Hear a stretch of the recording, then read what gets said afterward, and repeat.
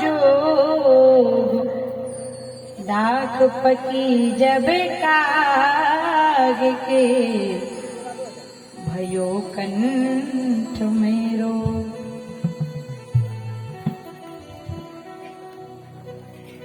आप लोगों के भाग्य में भागवत की कथा है।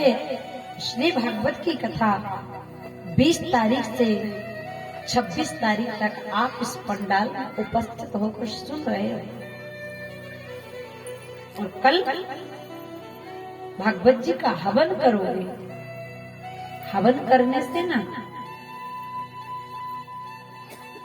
अगर हम भगवान को प्रसन्न करना चाहते हैं तो 2 रास्ते हैं। पहला, ब्राह्मणों को भोजन कराओ, तो ब्राह्मण को भोजन करा के दक्षिणा दो, तो ब्राह्मण कहेगा आहा, तो भी भगवान प्रसन्न। और दूसरा, अग्नि में डालो स्वाहा, तो भी भगवान प्रसन्न। तो हवन सबको करना चाहिए। कल ठीक 8 बजे से हवन करने के लिए सभी लोग पधारे, पति पत्नी के साथ, जोड़े के साथ, क्योंकि कल समय से निकलना भी है, परसों से, क्योंकि हर संडे लॉकडाउन रहता है, और 28 तारीख से कथा भी है।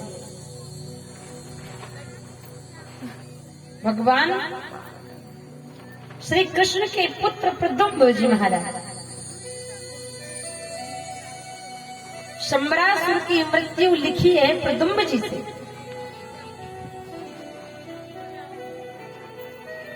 अब मायावती को दिया, रति पहचान गई, ये मेरे पति हैं। बला विद्या अपने पति को सिखाई। आगे चलकर प्रद्युम्न जी महाराज बड़े हुए और एक दिन शंबरासुर का वध कर दिया। बोलो प्रद्युम्न जी महाराज की। अब प्रद्युम्न जी महाराज अपनी पत्नी मायावती रति को लेकर द्वारका जाते हैं। 18 वर्ष के बाद जब प्रद्युम्न जी महाराज गए, माता रुक्मणी ने देखा, माता रुक्मणी के स्तनों से दूध की धाराएं बह पड़ती, अपने पुत्र को देखकर भगवान श्री कृष्ण द्वारकाधीश खड़े, देवी क्या हुआ, पहचाना कौन है? रुक्मणी जी कहने लगी, मुझे ऐसा लग रहा है कि ये मेरा खोया हुआ पुत्र है। भगवान ने कहा, हे रुक्मणी, ये तुम्हारा ही पुत्र है। हृदय से लगाया, अरे बेटा भी आया, साथ में बहू लाया, और आनंद। क्योंकि जब सबसे पहले बहू आती है ससुराल, जब बहू ससुराल आती है तो सबसे ज्यादा प्रेम से बहू का मुख देखने वाला कौन होता है?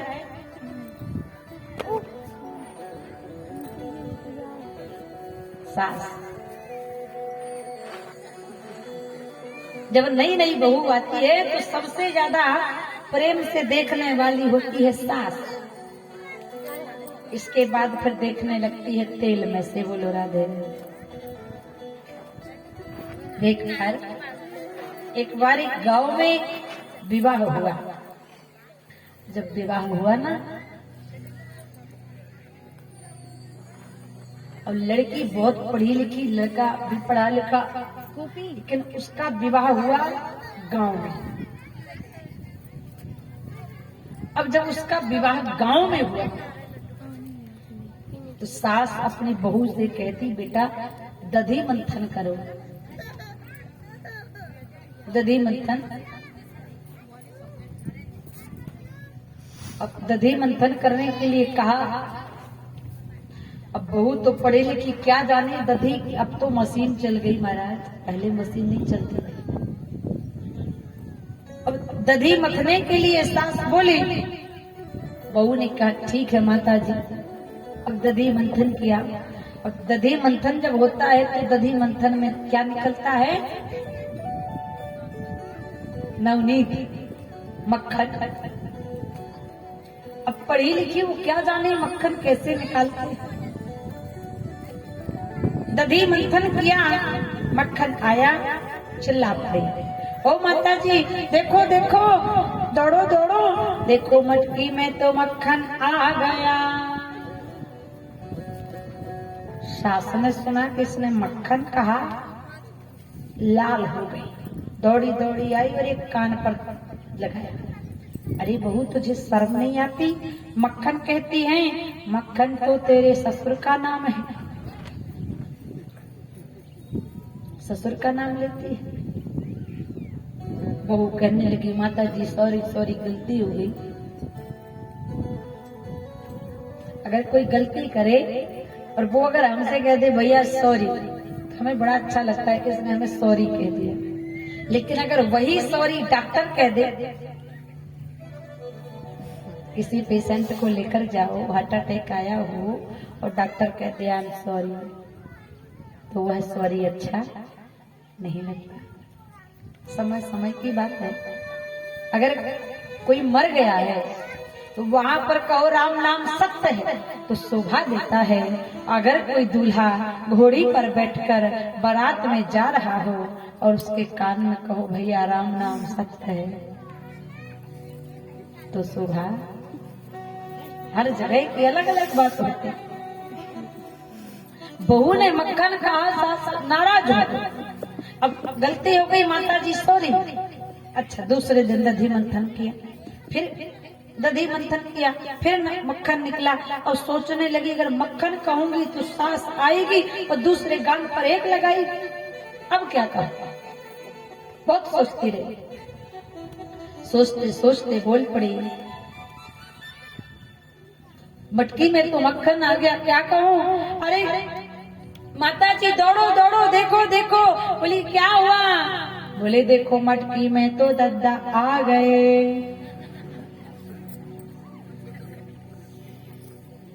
कहने का भाव,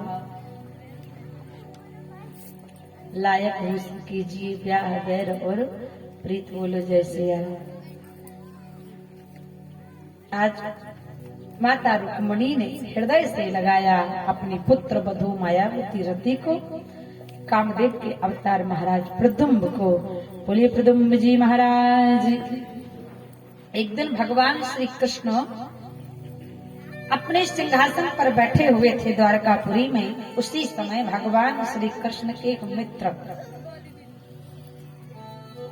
जिनका नाम सत्राजित,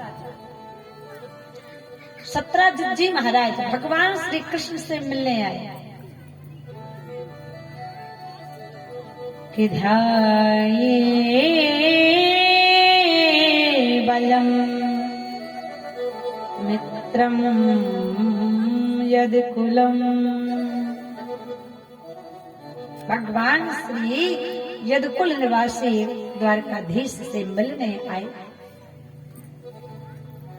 जब मिलने के लिए आते हैं सत्राजित जी महाराज, तो सत्राजित जी महाराज के पास एक स्वयं मंतक मणि थी,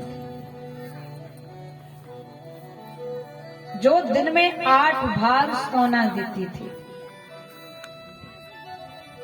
और वह मणि उन्हें सूर्य भगवान ने प्रसन्न होकर दी थी।